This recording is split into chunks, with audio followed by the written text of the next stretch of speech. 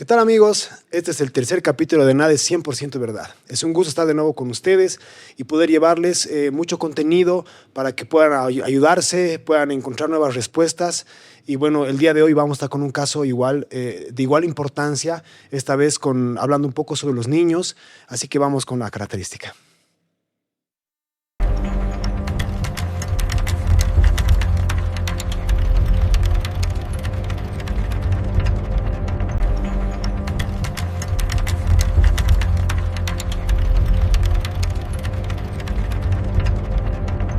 ¿Qué tal, amigos, de nuevo?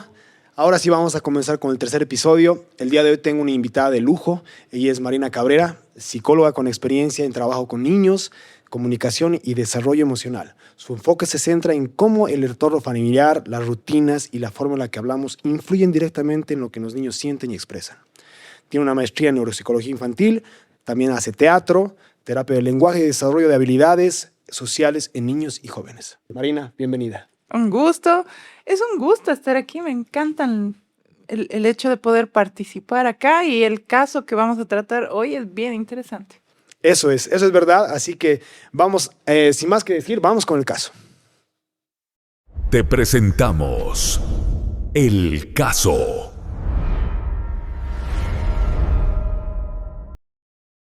No sé en qué momento empezó, pero mi hijo ya no es el mismo.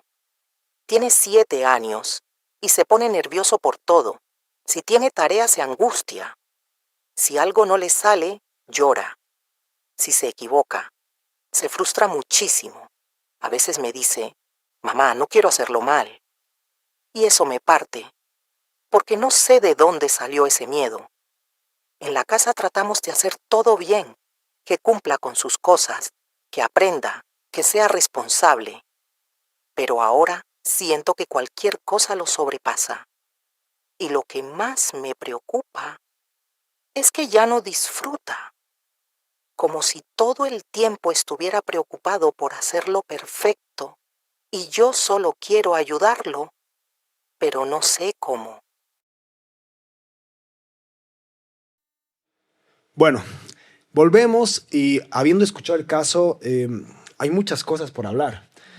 Voy a aprovechar que tengo aquí una experta en el tema para poder ir abordando poco a poco esta problemática que estoy seguro que muchas mamás, muchos padres de familia tienen con sus hijos debido a las estructuras que se van manejando en la familia. Entonces, mi primera pregunta para poder ir avanzando poco a poco y que la gente vaya interiorizándose en las situaciones, ¿qué es la ansiedad en los niños? La ansiedad en general, hay un concepto que a mí me gusta mucho porque lo hace muy visual. Se dice que la depresión es un exceso de pasado y la ansiedad es un exceso de futuro. Entonces, si uno piensa dentro de esto, la ansiedad es esta sensación que tenemos de siempre estar pensando hacia adelante. Entonces dejamos de estar en el presente, todo el tiempo hay una sensación de incertidumbre, hay varias cosas físicas que se van manifestando, porque los pensamientos principalmente nos mantienen en alerta, es como si siempre fuera a pasar algo malo, ¿no? Entonces uno está alerta. Esto pasa en todos, en los adultos también, que somos los que más sentimos. Y lo que se está viendo es que ahora los niños también empiezan a tener cuadros de ansiedad, incluso desde bastante chiquitos, te hablo de más o menos unos 3 años de edad. ¿Por qué viene esto? Pues habría que analizar realmente caso por caso. Generalmente va a tener que ver con una sensación de incertidumbre. Me imagino. Y en este marco, hablando, porque generalmente los adultos como nosotros, tal vez podemos reconocer ciertas cosas, ¿no? En el tema de la ansiedad y bueno, esta situación que puede pasarnos. Capaz tenemos un poco más de armas para poder darnos cuenta. Pero ¿qué pasa en los niños? Porque me imagino que se da como una manifestación más que como sí, tengo ansiedad. Un niño de 5, 6, 7 años capaz no lo puede decir. Es muy poco probable, me imagino. Así que mi pregunta sería como avanzar en ese sentido de cómo podemos ir dándonos cuenta que tal vez un niño está con este tema de ansiedad. ¿Cómo nos damos cuenta? ¿Cómo podemos evaluarlo, no? Siempre tenemos que estar atentos a la parte conductual. Incluso como adultos, estoy muy segura que si uno no ha ido a terapia, difícilmente identifica que tiene ansiedad. porque hay muchas cosas que van pasando dentro de la ansiedad. Una de estas tiene que ver con cómo el cuerpo va tratando de regularla, ¿no? Normalmente uno siente irritabilidad, hay como más inestabilidad emocional, uno explota o llora o no. Se siente a veces una presión en el cuerpo, algunos la sienten aquí, algunos sienten algo en el estómago, algunos sienten sus hombros arriba. Y en los niños, ¿qué va a pasar? Vamos a encontrar que quizás no puede dormir, que todo el tiempo como que entra en berrinches, se lo voy a poner así, ¿no? Con comillas, porque es importante tratar de identificar qué es algo como mala conducta o qué puede ser síntomas de que algo está pasando con él, ¿no? Claro, entiendo, porque podría ser justamente haciendo como la analogía, ¿no? de niños y adultos. Nosotros podemos decir, sí, me presiona el pecho, me siento aquí, pero como tú dices, los niños capaces de forma conductual, ¿no? Podemos ver en cómo se comportan, cómo están interactuando con su entorno, la forma en la que están haciendo las cosas. Tal vez es la forma más fácil de podernos dar cuenta respecto a eso, ¿no? Correcto, si es que identificamos también algunos cambios en el tiempo, ¿no? Hay papás que llegan a consulta con niños de 4 o 5 años, a veces hasta 7, que están empezando a tartamudear, que es algo que no tenían en un primer momento de su desarrollo. La tartamudez puede ser común hasta cierta edad, como parte del desarrollo, porque los niños están aprendiendo a cómo expresar lo que piensan. Y este cambio es difícil. A veces uno piensa más rápido de lo que puede hablar. Hasta en adultos. Claro. De hecho, me van a escuchar a mí también hacer lo mismo. Entonces, pasa mucho eso. Hasta normalmente los 2, 3 años es algo común. Pero si no ha tenido ninguna dificultad y empieza a tenerla, lo que comúnmente les pregunto a los papás es, ¿qué cambio ha habido en la casa? ¿No? Y ahí a veces surgen cosas como, es que el papá regresó después de varios años porque trabajaba fuera, o nos hemos separado, o hay un hermanito.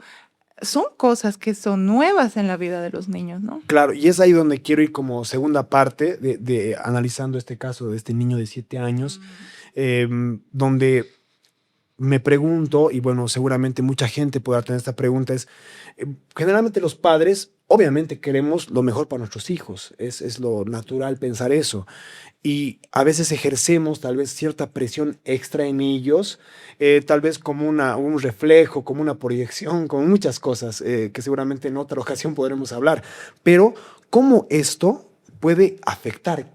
¿Qué rol cumplen los padres en este tipo de situación? Los padres son lo más importante en la vida de un niño. ¿Lo han escuchado? Lo más. Es siempre importante entender de que el niño no se construye solo. El niño primero se va a construir a través de la familia. Familia sea quienes vivan con él, ¿no? Porque a veces está la abuelita o la tía o quienes vivan con él. Exacto. Específicamente. Dentro de esto, el rol de los padres como tal es importante. Si no hay un papá o la mamá está de viaje por tal cosa de trabajo, siempre queda como una especie de, no sé, vacío, de duda de cosas. Entonces, considerando que los padres somos lo más importante para los hijos, a veces hay 2 comunicaciones que se hacen. Una que es verbal, específicamente decirle al niño cosas como, eres muy inteligente, qué bien haces esto, qué obediente que eres. Y ahí mira que ya estamos lanzando información que va a construir su identidad. Exacto. Y la otra es no verbal. Y en la comunicación no verbal está en cómo los adultos resuelven cosas. El niño está todo el tiempo atento y va captando qué es lo que los adultos van a poner más énfasis, ¿no? Entonces, cómo reaccionan, qué tan irritables son los padres, cómo ellos gestionan sus propias emociones, qué expresan sobre el trabajo, y en este caso, específicamente sobre los logros, ¿no? Y el caso como tal está muy enfocado al logro, a lo que conseguí, no tanto a la idea de el desarrollo en sí, ¿no? Sí. Y yo estaba pensando un poco, y bueno, me voy a referir textualmente a una parte que la madre refiere en el caso, cuando dice el niño, le dice a su mamá, no quiero hacerlo mal, ¿no? No quiero hacerlo mal. Ese miedo al equivocarse es algo que me llama mucho la atención. ¿Por qué? Porque un niño que tiene miedo a equivocarse es porque seguramente tiene un reforzamiento de parte de la familia o una estructura muy ruda, muy estructurada, valga la redundancia, que tal vez no lo deja hasta equivocarse, porque creo que es positivo en cierta forma que el niño se puede equivocar, tal vez, ¿no? Que de hecho es lo más natural, Ujú, equivocarse. claro. Aquí todos nos vamos a sentir identificados, porque nuestra sociedad está construida así, lastimosamente. Y estoy hablando de nuestra sociedad occidental. Está construida en base a qué alcanzo, a qué logros tengo. Si te dan un ascenso en tu puesto de trabajo es porque has logrado X cantidad de cosas que son meritorias, ¿no ve? Si es que te sancionan, si es que pasa tal cosa, es porque no has hecho tal. Y en general no nos permite la sociedad equivocarnos. Hay mucha tensión, ¿no? Por eso hay tantos casos de ansiedad ahora en general. Sí, y puede ser que incluso es como que mucha gente se identifica más con lo que logra que con lo que es algo totalmente normalizado el día de hoy, ¿no? O sea, ¿quién eres? Soy este que trabaja en tal lugar, que he hecho esto, que tengo esta carrera, que tengo esto, Ujú. que he logrado esto. Y no hay donde soy buena persona, tal vez, ¿no? O sea, Sí. me gusta salir a pasear en el parque, soy una persona libre que me gusta hacer este tipo de cosas Sí. o hablar algo un poco más tal vez interno incluso, ¿no? Y creo que se refiere un poco a lo que hablas, ¿no? De esta cultura del bien logrista, por decirlo así, que está basada en resultados más que todo, ¿no? Y eso lo pasamos a las generaciones una tras otra. Claro, de hecho el sistema educativo funciona igual. Calificamos sobre 100, el examen es sobre 45. ¿Qué califica? Si sabes la respuesta 1 o la 5 o no. Entonces, y es una estructura que viene hace cuántos años, ¿no ve? No ha cambiado como Sí, hace tal. muchas centenas de años, diríamos, ¿no?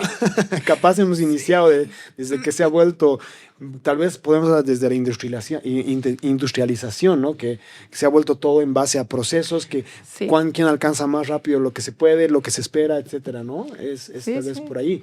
Y hablando de esa parte de los logros, justamente, y de la industrialización, valiéndome de la analogía un poco, podemos entrar a la parte de las rutinas y la exigencia que se le da a los niños en esta época, que es algo vital que podemos ver tal vez en este caso, ¿no? Que Sí. la mamá y el papá refieren, sí, que tienen una estructura en la familia basada prácticamente en resultados, ¿no? Que tienen que hacer las cosas de cierta forma, es algo bien rígido, al menos eso refieren en el caso. Entonces, ¿cómo esto de las rutinas y la exigencia? O sea, ¿qué pasa cuando todo es estructura, tareas y responsabilidades para un niño? Es algo muy fuerte, ¿no? Porque la niñez se tendría que basar en jugar. Pero ahora incluso los niños no saben cómo jugar, porque todo es absolutamente concreto. Yo quiero jugar a la casita, me van a comprar mi casita con mi camita, no sé qué, bla, bla, Todo bla, para mis listo. muñecas. Entonces ya no imagino, ya no creo. Yo me acuerdo, por ejemplo, construir mi casita de cajas de zapato, de Cortando con el ladrillitos, estilete. sí, Sí. cortando, haciendo mis propias muñequitas de papel y poniéndoles la ropa. Era un sistema que nos permitía imaginar, Ujú, crear tu comidita con barro, ¿no ve? ujú. Ahora ya no.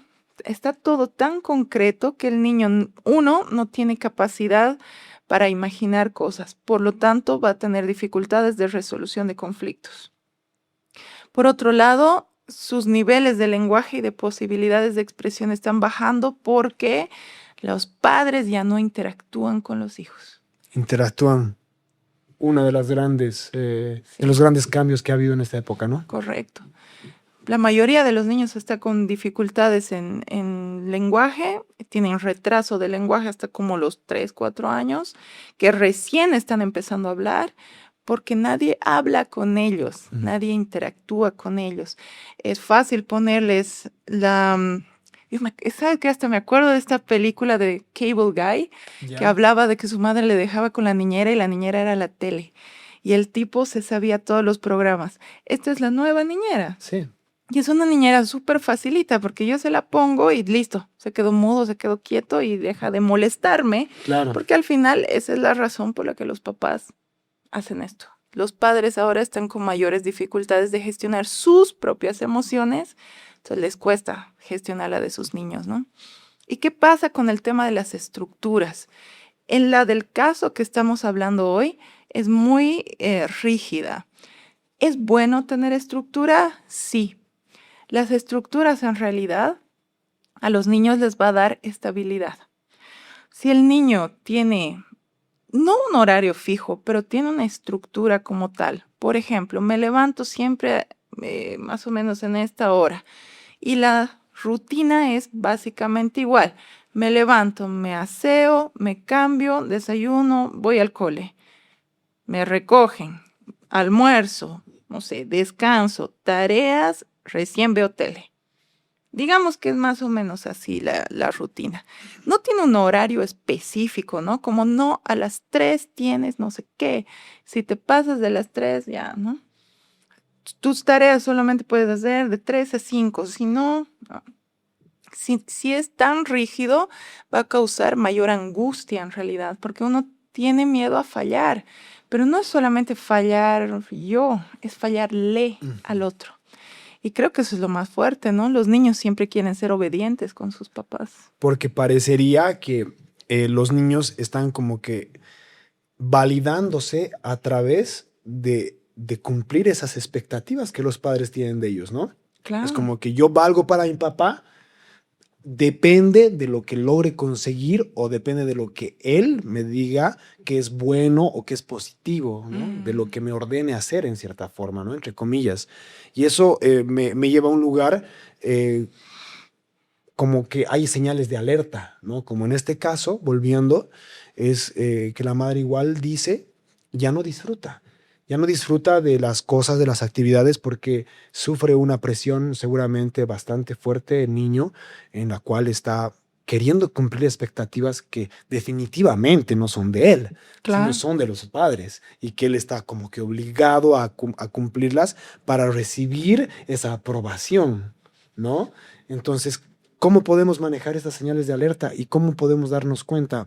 Que aquí está bastante claro, una de ellas, pero ¿qué cosas más, qué signos más podríamos ver, Marina? Necesitamos siempre estar atentos a la conducta de nuestros niños, ¿no? Si algo cambia, habría que revisar por qué. El tema de cómo duerme, si logra conciliar el sueño, si no quiere dormir, si quizás quiere ir a dormir mucho con los papás. Hay una necesidad de contacto, de afecto, de protección que está ahí quizás manifestándonos algo, siempre y cuando cambien cosas, ¿no? En su forma común de ser. Ujú. Y quizás, no sé, le duele la panza o la cabeza, o sea, hay síntomas físicos que se van mostrando. Es lo que tú decías al principio, el niño difícilmente va a poder poner en palabras lo que está sintiendo. Claro. Porque no tiene el recurso como tal, ¿no? Y todavía está desarrollando la capacidad de introspección, de poder enlazar, ¿no? Como, oh, me duele mi cabeza, podría ser por, ¿no? No tiene esa capacidad. Entonces, es el adulto el que tiene que estar pendiente del niño. Hablando de edades, pues abriéndome un poquito del guión, ¿cómo podríamos como que estructurar unas edades en las que tendríamos que estar? Sabemos que hay edades en las que no van a poder y se va a manifestar más que poder decirte. ¿Desde qué edad podríamos esperar que tal vez ya podamos escuchar un lenguaje un poco más claro? O tal vez hasta qué edad tenemos que estar más atentos con temas físicos que se puedan, o conductuales, como decías. Más o menos, ¿cuál sería el rango? Yo creo que en general lo conductual hay que estar siempre atentos. Pero si ellos ya tienen mayor capacidad de expresión verbal y más autoconciencia, diría yo a partir de entre los 10 y los 12 años. Entonces estamos hablando de un buen tramo todavía, ¿no? Claro. Perfecto. Ahora me quiero pasar a una parte que bueno, me surge la duda ahora mismo. Es qué pasa con estos cerebros neurodivergentes, ¿no? Que ahora está tan de moda, por decirlo así, porque es como que me identifico, soy TDAH, TDA, que TOC, que esto, que el otro, y yo, que lo mismo Sí. tenemos ahí tú y yo, ¿no? O ¿Cuál sea, es tu etiqueta? sí, es que está de moda el tema del TikTok, ve uno, así yo lo mismo. Y en realidad podemos saber desde la psicología que todos tenemos medio que todo un poco y mientras Claro. esté estabilidad, está todo bien. Cuando hay un desequilibrio es donde tenemos que preocuparnos, Ujú. pero como tenemos todos alguito de cada cosa, entonces es muy fácil identificarse y más cuando hay tanto contenido en las redes ahora que nos dicen que podemos ser todo. Claro. Entonces, hablando de estos cerebros neurodivergentes que ahora cada vez se hace más común poder ver, tú eres maestra de colegio también, entonces puedes ver seguramente muchos más casos ahora que antes. ¿Qué es lo que pasa con el tema de estructura en estos cerebros, ¿no? Que quisiera que me expliques y que le expliques a la gente cómo más o menos tiene que ser la estructura, si es mejor que sea un poco más estructurado que un cerebro normal o menos, cómo se tendría que manejar este tema de las señales de alerta. ¿Es igual? ¿Es diferente? Este tipo de cosas creo que es muy importante. Buen punto. Todos necesitan rutinas. Todos.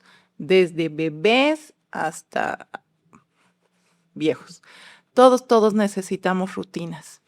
Las rutinas no son malas. En algún momento nos han hecho creer de que es lo peor del mundo, ¿no? Porque me aburro. Sé libre, Sí, sé libre, sé amigo. libre. Pero dentro de la rutina puedes tener mucha flexibilidad, que está bueno. Yo creo que un TDA y un TA, ¿no? Necesitan una estructura clara. ¿Cuál puede ser la Antes de que diferencia? pasemos, perdón, Ujú. Expliquemos qué es el TDA y el TA Claro que sí. para la gente. TDA es el trastorno de déficit de atención, que puede haber con hiperactividad, que es como que el que más se habla y el que más se ve, y el que viene sin hiperactividad, que son los niños que tú los ves así perdidos, ¿no? Como mirando cosas. Perdidos en su pensamiento. Exacto. Que es el que menos se nota porque no incomoda, y lo voy a poner así. Cuando incomoda, lo detectamos rápido. Mal educado. Exacto. Y el TEA es el trastorno de espectro autista, que es realmente ese es un mundo increíble, porque por eso se llama espectro, son absolutamente diferentes uno del otro, absolutamente. Y siempre va a tener una afectación en el nivel del lenguaje, en la capacidad de socializar, porque tienen otra forma de configurar las cosas, y en algunos les afecta la parte de las rutinas, tienden a ser mucho más rígidos porque son más concretos en pensamiento. Entonces, en cualquier edad, principalmente desde que son bebés, diría yo, hasta los 10 años, está bueno tener rutinas, pero que las rutinas sean flexibles, porque la vida es así. Si bien yo siempre hago tareas de 3 a 5, hoy tengo que ir al dentista y mi cita es a las 4. Está Se bien. rompió la rutina base, Sí, pero mantengo. O sea, se puede seguir haciendo las cosas de forma sí, normal. sí, ¿no? Entonces quizás siempre va a haber alguito que se mueva, pero incluso como adultos tenemos un horario establecido, ¿no? Yo trabajo en tales horarios, tengo tal cosa, después almuerzo. Puede que no sea siempre la misma hora, que está bien, pero siempre hay un momento de almuerzo, ¿no? Y también es importante dar esos momentos, incluso para el esparcimiento, para la recreación, para hacer nada. No es necesario que todo el tiempo estemos ocupados en algo. Entonces sí, todos necesitamos una rutina, porque la rutina me va a dar previsibilidad. El niño va a tener la capacidad de tener en mente más o menos qué viene, y esto baja la ansiedad. Pero sí, no sé, tengo papás que son muy impulsivos, y eso también tiene que ver con cómo reaccionan los papás a diferentes cosas, ¿sí? Si a veces mi mamá me grita cuando no hago tareas y otras veces me ayuda a hacer las tareas y otras veces me hace mis tareas, yo no sé cuál es la reacción de mi mamá nunca. Claro. Y eso causa angustia. Dentro del autismo, dentro de la hiperactividad y demás, va a pasar lo mismo, ¿no? necesitamos adultos que sean capaces de autorregularnos, ¿no? De ayudarnos a regular. Ellos tienen que autorregularse y ayudarnos a nosotros a regularnos. Qué difícil, ¿no? Porque podemos hablar de adultos responsables que se puedan autorregular. Seguramente a todos se nos va. Estoy seguro, puedo partir de mi persona mismo, que soy padre de familia, y seguramente perdemos los papeles muchas veces, y si bien tratamos de volver rápido, por más trabajado que uno, por más trabajo interno que uno haya hecho, es inevitable que hay cosas que uno lo tocan, ¿no? Entonces, ¿cómo lidiar con eso siendo padre de familia? Porque estamos viendo que una parte primordial de esta situación, de generar esa angustia en los niños, de ese llanto que refieren en el caso, de la frustración y todas estas emociones que afectan al niño, se deben en gran medida, si no en toda la medida, a la forma en la que está estructurada la rutina, la comunicación en el hogar, el cómo se relaciona la familia entre sí misma. Entonces, ¿cómo podemos nosotros mismos ayudarnos a ayudar a nuestros niños, no?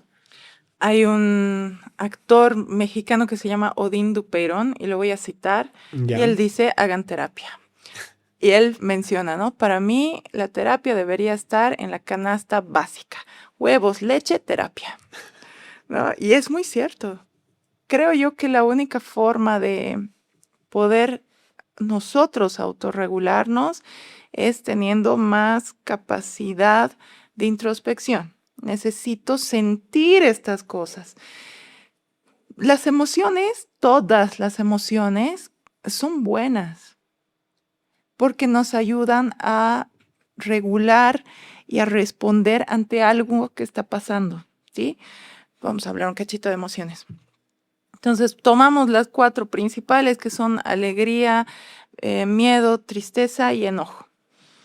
Todas son buenas. Se ha estado ahora hablando de que más bien las emociones son todas positivas. En un tiempo satanizábamos mucho el enojo, por ejemplo. Pero el enojo es una emoción bien interesante porque lo que hace es mostrarme de que hay algo que está transgrediendo mis límites. Hay una sensación de injusticia o hay un límite que se está pasando. Y ahí es donde surge el enojo. ¿Qué pasa con el enojo?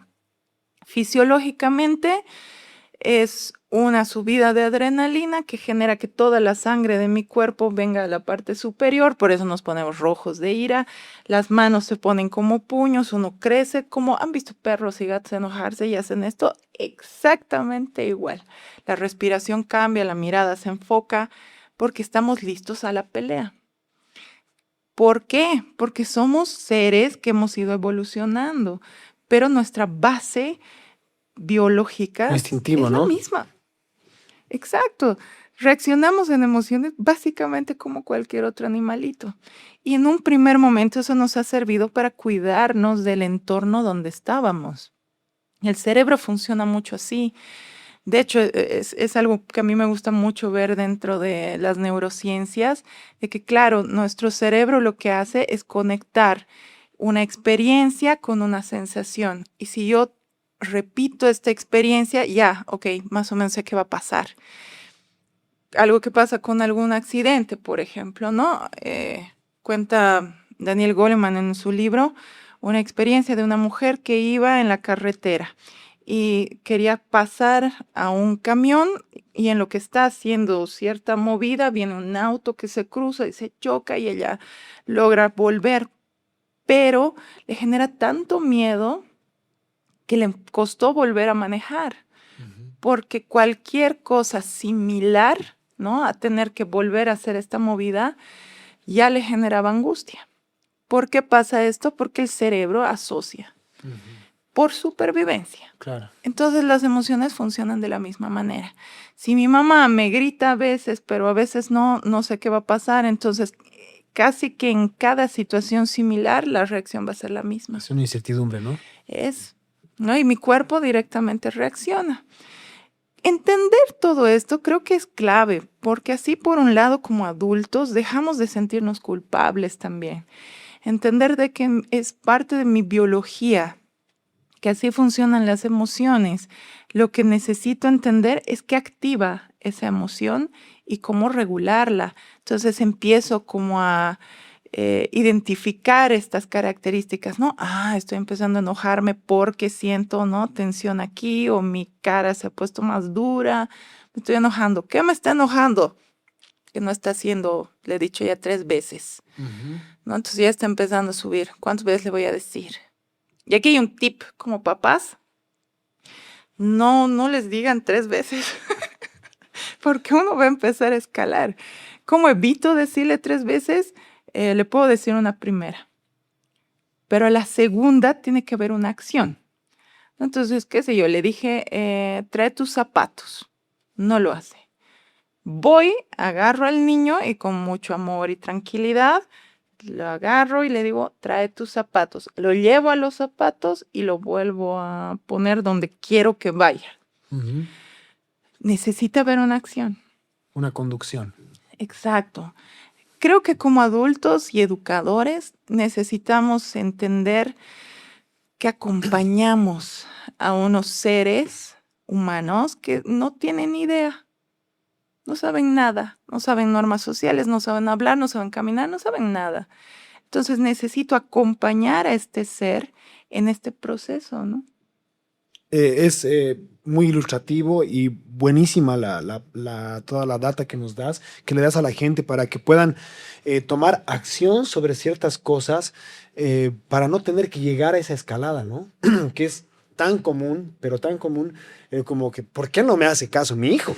¿Por qué no me hace caso si yo soy su papá, si yo soy su mamá? Tendría que hacerme caso. Claro. Tal. ¿Qué? Más fuerte y voy escalando hasta que, maldita sea, por favor, de una vez. Esa, ¿no? O sea, es como Claro. que... Y podemos llegar a un lugar donde no necesariamente tengamos que forzar con solamente más volumen o tal vez incluso hasta llegar a un empujón o algo así que me parece que podríamos controlar nosotros, como dices, gestionando. El decir, son niños. Son niños y no es su primera vida, Claro. estoy yo acompañándolos en este proceso y poder primero pensar en eso, pero creo que para eso es, volviendo a la primera parte de este sector, es como que necesitamos tal vez, no sé si hacer como un lema, eso lo decimos en el primer capítulo, no es todos a terapia, Sí. pero sí por lo menos buscar información, ¿no? Buscar información y si realmente te estás sobrepasando esta situación, ves que no estás encontrando respuestas por tu cuenta, tal vez sí es una buena opción, ¿no? Sí, el tema de la información creo que siempre está bueno, pero también es importante ponernos un límite de alguna Claro. forma, porque a veces tenemos demasiada información y ya ni tengo idea de qué hacer con eso, ¿no Claro, ve? te dicen uno, te dicen otra cosa, es Claro, como que claro. muy, muy ambiguo, ¿no? Es mucho y lo que dicen para uno no funciona para el otro, eso es real también. Cada niño va a ser muy distinto, ¿no? Tienen un temperamento totalmente. también que es biológico, ellos Claro. ya tienen su onda, ya vienen así. Claro. ¿No? Entonces sí se les puede modular. Pero no sé en si base la a su palabra- temperamento que no va a Sí, cambiar a lo largo de su vida. sí, un poco, ¿no? Uno aprende como a regularse, sí, Sí. pero uno es así también, ¿no? Ujú. Creo que sí, la clave es, ¿no? Lo que vemos en el caso.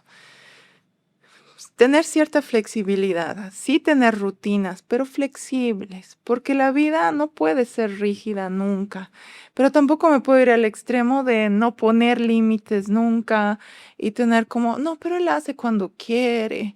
Uy, peor todavía, ¿no? Porque en mi casa puedo hacer cuando quiero, pero afuera en la escuela hago cuando me dicen, porque hay un horario para absolutamente todo. Quizás puedo hacer en la forma en la que yo quiera, pero tengo que hacer lo que me han dicho. Y ahí es donde los niños también tienen problemas en conducta porque las reglas son muy distintas, ¿no? Y no saben qué hacer y, no, su hijo parece que tiene hiperactividad. Y no es realmente una hiperactividad como tal, son conductas que pueden ser impulsivas porque son niños que no tienen un límite, no hay estructura. Y eso puede venir necesariamente del hogar, Sí, ¿verdad? sí. Y bueno, evaluando un poco el tema de la madre que prácticamente está pidiendo ayuda para saber porque se nota que está sobrepasada por la situación, o sea, podemos ver que tal vez la emoción es lo primero que tendríamos que reconocer en el niño, la emoción, y después ver la conducta, o primero la conducta y luego la emoción. A través de la conducta podemos identificar la emoción, ¿no? Entonces, hipotético caso. Tengo un niño que está gritando y está llorando. Aquí la clave es cómo comunicamos. La idea no es lanzar un juicio directo. Es, mientras está llorando, no vamos a conseguir nada. Eso sí es importante entenderlo. ¿Por qué? Porque su cerebro está saturado, su cerebro está en otra cosa. Entonces necesito que primero respire un poquito. Evitemos usar la palabra respira. ¿Por qué? A ver, respira. Que es tan común, ¿no? No, entonces sí, respíramelo. Ok. Respira una más. Van a notar en el video que Mis hombros. tus hombros siguen igual. Porque haces y sigue ahí. Pero ver sopla, Se baja. se baja. Y para los niños es más visual también. Es más fácil. Aman soplar velas y burbujas y todo, ¿no? Entonces tú le pides sopla, es mejor que decirle respira, porque al respirar solamente meto aire y no llego realmente a sacarlo. Y la respiración es uno de los elementos más fascinantes y buenos para la regulación neurológica, ¿sí? Es como que nos ayuda a volver a centrarnos. Entonces, si ustedes ven un niño que está desregulado, primero yo respiro. Primero me regulo yo, Pero yo. y luego intento regular Claro. al otro. Exacto. Si es que me está sobrepasando porque algo explotó aquí, ok. O lo dejo un cachito, no va a morir llorando, ¿sí? No va a morir. Entonces, lo puedo dejar llorar un ratito, me regulo yo o le pido a mi compañero, pareja, otra maestra, etcétera, que me ayude y que se haga cargo. ¿Cuál es la clave? Pedirle que sople un ratito, unas 3 sopladitas, puede funcionar. Si le está costando, puedo traerme burbujitas y al final es un niño, hay que jugar con ellos.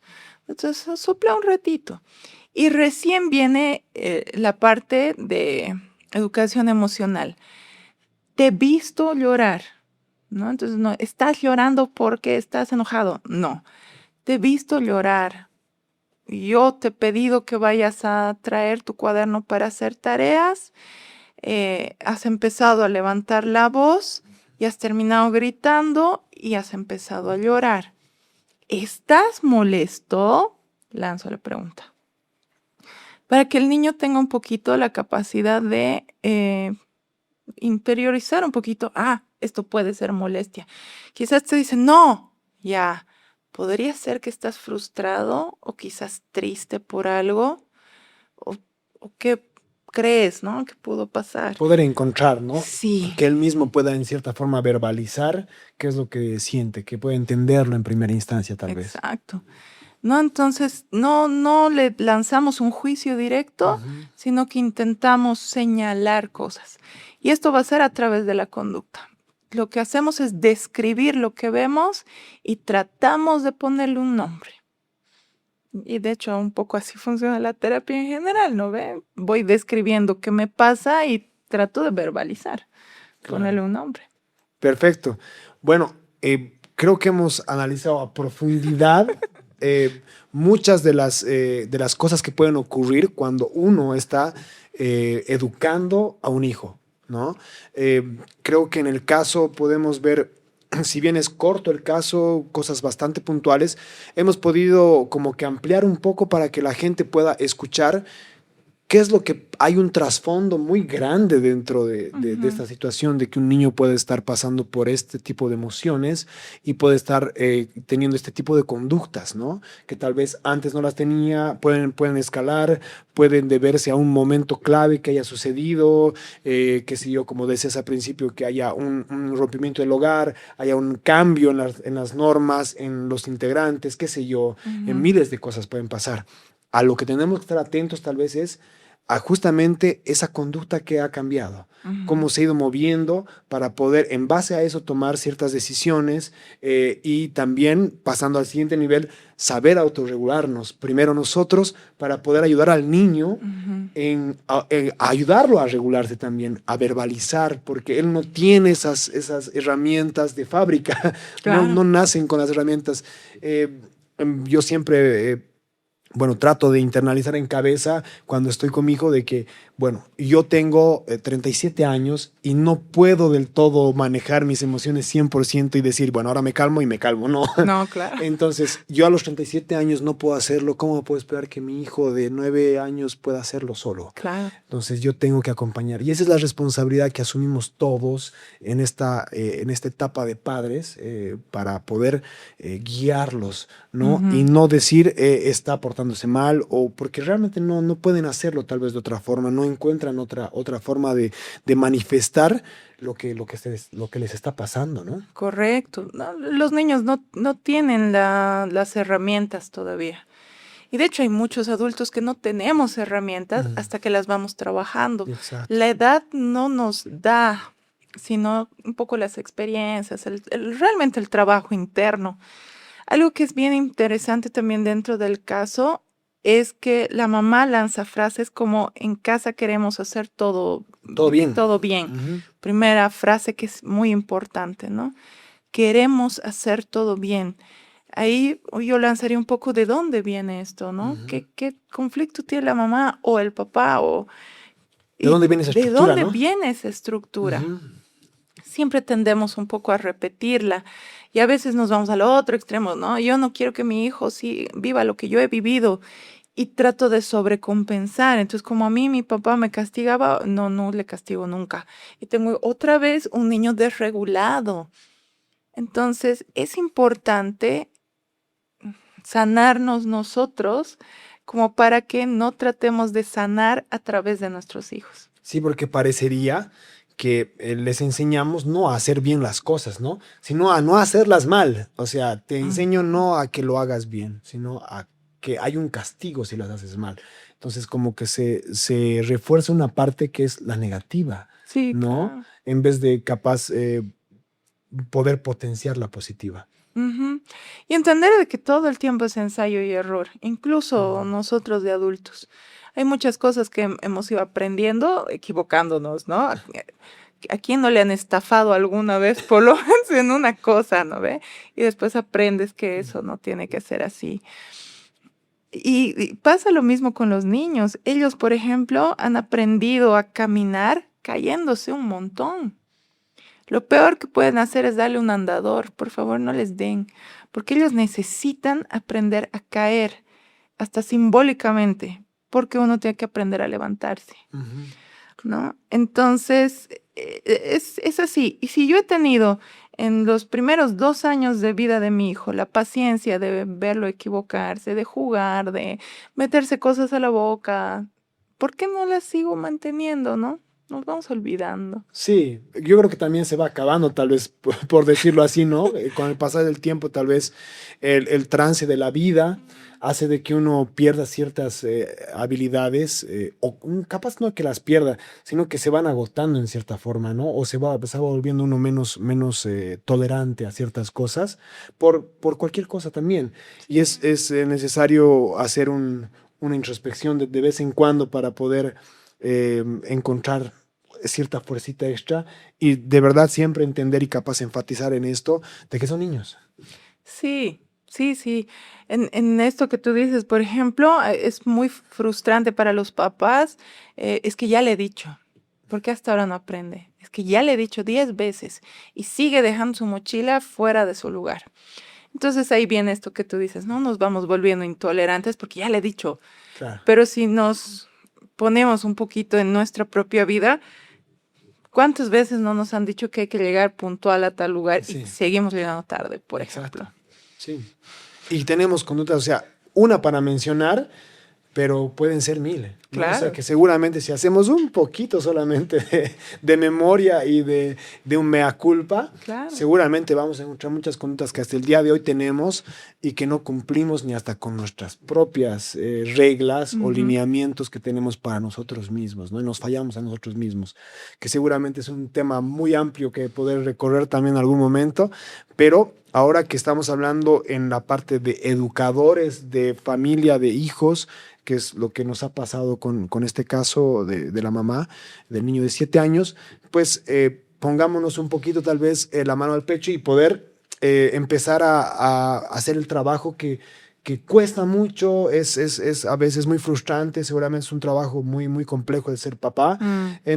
Capaz ni siquiera lo puedo poner como un trabajo, sino una actividad pero que escogemos nosotros, ¿no? Y que tenemos a asumir la corresponsabilidad porque son las personas que van a estar después de nosotros, ¿no? Sí, de hecho estamos formando los futuros adultos. Creo que eso, a mí me gusta mucho decirles eso a los papás, ¿no? Entender de que la infancia es sumamente corta. Son 10 años como infancia. Después ya entran en otra etapa. Pero la adultez es larga.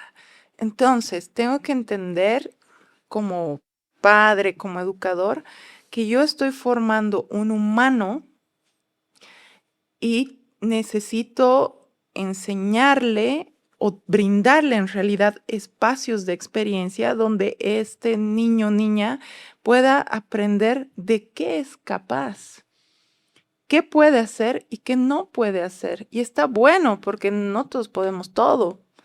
Realmente no podemos todo, ¿no? Entonces, si yo sé que sí soy capaz de hacer y que no, es más fácil que use mis herramientas para poderlas manejar. Y eso va a bajar los niveles de ansiedad porque yo ya sé con qué habilidades cuento. Entonces, entender esto es clave, ¿no? Estamos formando adultos y yo quiero que sepa manejarse en la vida. Entonces, le brindaré experiencias que le permitan esto, ¿no? Perfecto. Creo que hemos dado información bastante amplia y creo que siempre, como digo, se queda corto el tiempo que tenemos porque hay muchas cosas más que hablar, pero quisiera darte el paso de nuevo, Marina, para que podamos dar capaz unas conclusiones sobre todo esto que hemos hablado, el tema de cerebros neurodivergentes, el tema de la educación hacia los niños, qué tipo de herramientas pueden tener los padres y qué cosas como conclusión tú podrías poner bien puntuales para que la gente, para resumir todo esto que hemos hablado, que estoy seguro que va a ayudar a mucha gente. Como papás, creo que lo más importante es no sentir culpa, ¿no? A veces nos manejamos mucho desde la culpa. Porque le di, porque no le di, porque se va a traumar, ¿no? Entonces, quitarnos un poco eso, entender de que igual estamos en un ensayo y error en la vida de cómo ser padres. Y a medida que nuestros hijos crezcan, nosotros también estamos creciendo como padres. No es lo mismo ser padre de un niño de 2 años que después tenga 16. Yo tengo que aprender nuevas herramientas para lidiar con sus etapas también. Entonces, ¿qué es la clave? Disfrutar del momento que tenemos con nuestros hijos, brindarles experiencias que les permitan descubrir sus habilidades y descubrirse ellos, dejar de estructurarnos nosotros también demasiado y tratar de hacerlo perfecto para que ellos sean niños perfectos. Y disfrutarlo realmente, entender de que cada hijo es muy particular, tenga alguna neurodivergencia o no la tenga, va a ser un ser único.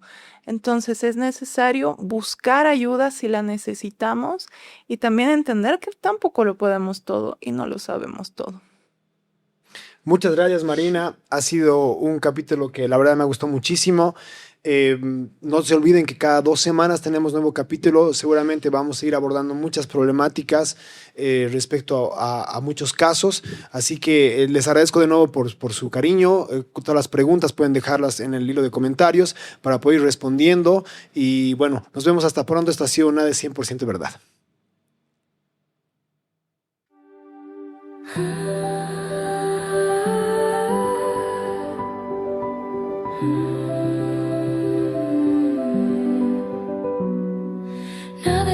100% verdad. Ni el dolor ni la ansiedad. Hay preguntas que al pasar nos enseñan a mirar.